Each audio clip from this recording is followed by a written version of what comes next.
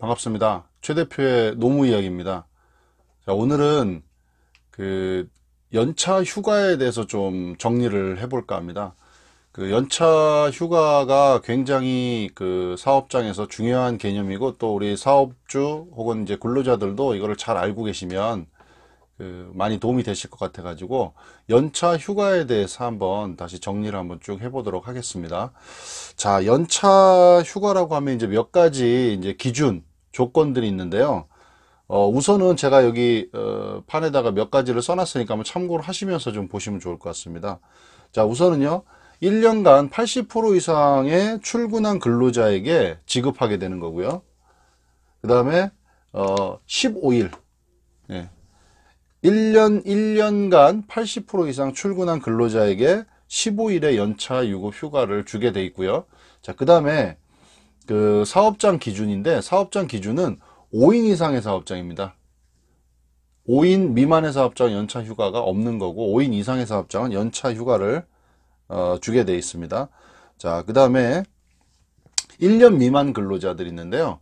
자, 1년 미만의 근로자들은 1개월을 근무하면 하루에 연차 휴가를 주게 돼 있는 거고요. 그거를 이제 가끔 그 월차라고 이렇게 생각하시는 분들이 계신데, 뭐 한 달에 한 번씩 쓰는 거는 맞긴 한데, 그게 연차라고 정확히 알고 계시면 좋을 것 같습니다. 자, 그 다음에 여기서 이제 지금 제가 1년 미만자들은 한 달에 하나씩을 쓴다고 말씀을 드렸는데, 그거를 쓰는 기준이 조금 바뀌었어요. 자, 여기 언제냐면 2018년 5월 29일 기준으로 해서, 그 이후부터, 그 전까지는 1년이 됐을 때 나오는 15일의 연차 휴가를 그 근로자가 한 달을 근무하면 하나를 가져다가 쓰는 개념이었던 거죠. 내 15일의 휴가를, 내년에 나오는 내 15일의 휴가를 계속 가져다가 쓰는 개념이다 보니까, 내가 매달 하나씩을 계속 가져다가 썼다고 가정을 하면 1년에 총 11개의 휴가를 쓰게 되는 거고요. 그럼 내년에는 나한테 15개 중에 11개가 없어져 버렸어. 썼죠. 그러니까 4개가 남는 게 되는 건데, 그게 이제 2018년 5월 29일부터는 분리해서 생각을 해야 된다는 거죠.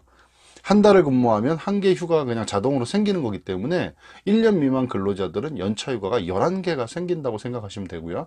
그 다음에 1년이 꽉 채워서 이제 2년차가 되는 시점에 15일의 휴가가 별도로 또 생긴다고 생각하시면 되죠. 그러니까 2년을 기간으로 두고 봤을 때는 1년 미만자들은 11개, 그 다음에 2년차가 됐을 땐 바로 이제 15개가 되기 때문에 합치면 26개의 휴가가 생긴다고 보시면 되죠. 그러니까 2018년 5월 29일 전까지는 두 개가 같이 묶여 있어서 2년 동안 총 15개를 써야 되는데, 이 기간 이후부터는 총 26개의 휴가가 있다고 이렇게 생각을 하시면 될 것 같습니다.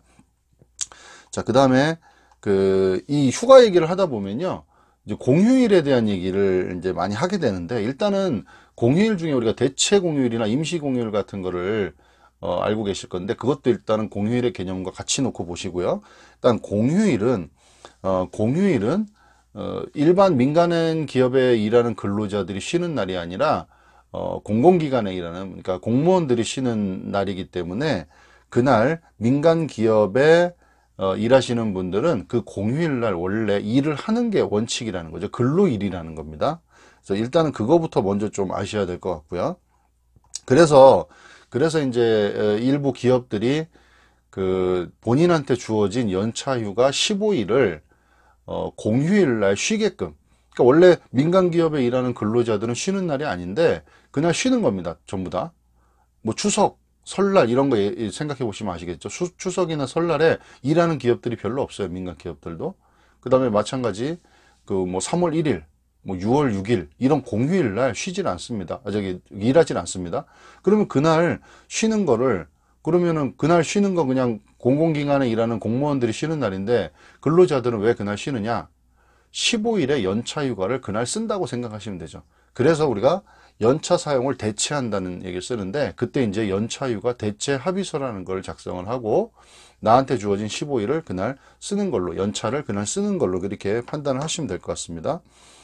만약에 그 연차 휴가 대체 합의서가 작성이 돼 있지 않는 기업이 있다면, 그 기업들은 연차 휴가를 별도로 주셔야 되겠죠. 그죠? 근데 공휴일도 쉬게 해줬어요. 뭐 이런 경우에는 뭐 대체 합의한다는 얘기가 없었기 때문에 그냥 공휴일도 쉬고 또 연차 휴가도 또 주게 되는 그런 일이 생길 수도 있으니까 요 점은 좀 알고 계시면 좋을 것 같고요. 자, 그런데 이 연차 휴가를 쓰는 그 대체 합의를 하는 그 공휴일에 대해서 우리가 조금 짚고 넘어가야 되는데, 이 향후에는 이제 이 공휴일이 민간 기업에 일하는 근로자들도 똑같이, 공무원들하고 똑같이 이 공휴일도 법적으로 쉬는 날, 법정 공휴일이 돼버리는 거예요. 법정 휴일이 돼버리는 거죠. 민간 기업들한테 대해서도.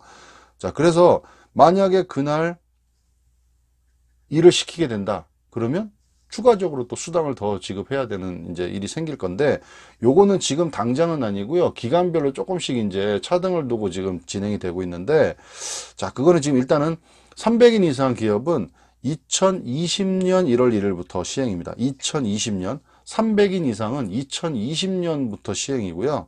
그 다음에 30에서 300인 미만까지의 기업은 2021년, 그리고 5인에서 30인까지의 기업은 2022년부터가 시행이기 때문에, 그 얘기는 뭐냐면, 원래 공휴일은 공무원만 쉬고 민간 기업은 원래 일하는 날이기 때문에, 그날 만약에 공휴일 날을 쉬게 되면 내 연차 휴가에서 대체를 시키는, 연차 사용을 대체시키는 그런 서류를 쓰고 시행하게 되는데, 이 자체가 이제는 앞으로는 불가능하게 된다는 거죠.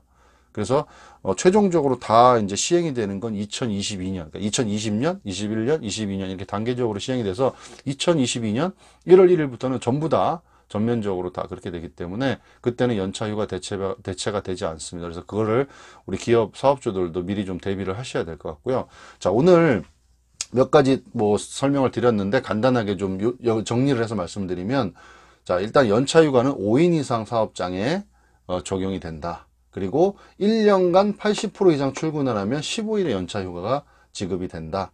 그럼 1년 미만 근로자들은 어떻게 할 것이냐? 과거에는 내 15일 휴가 중에 1년 한 달을 근무하면 하나씩을 우리 갖다가 쓰는 개념이었지만, 2018년 5월 29일부터는 이제 분리해서 생각을 해야 된다.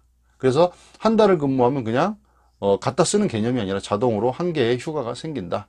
그리고 2년차가 되면 별도로 15일의 휴가가 더 나온다. 그 다음에 공휴일의 개념. 자, 공휴일은 공무원들이 쉬는 날이고요. 민간 기업에 일하는 근로자들은 공휴일날 쉬는 날이 아닌데, 자, 그날 대부분 다 쉰다. 어떻게 쉬는 거냐? 내 연차휴가 15일을 이날 사용을 해버리는 거죠. 대체 합의를 하고 있다. 서류가 대체 합의를 한 사업장의 경우 그렇다는 말씀이고요. 대체 합의를 하고 있다. 그런데 앞으로 2020년, 21년, 22년 이렇게 단계적으로는 대체 합의를 못한다. 예. 그 이유는 공무원들이 쉬는 이 공휴일이 민간 기업도 법정 휴일로 다 바뀐다라는 요 내용 정리를 몇 가지 해드렸고요. 그 연차 휴가는 뭐 다른 여러 가지 노동법들도 많이 중요하지만, 그리고 특히나 이 5인 이상 사업장은 연차 휴가가 굉장히 좀 관심 가는 부분이고요. 그 수당으로 이걸 따져도 꽤 적지 않은 금액이기 때문에 사업주도 마찬가지고 우리 근로자분들도 마찬가지고 이 연차 휴가에 대해서 정확히 잘 알고 계셔야 될 것 같습니다. 자, 오늘은 연차 휴가에 대해서 정리를 좀 해드렸습니다. 최 대표의 노무 이야기 구독, 좋아요 많이들 부탁드리겠습니다. 감사합니다.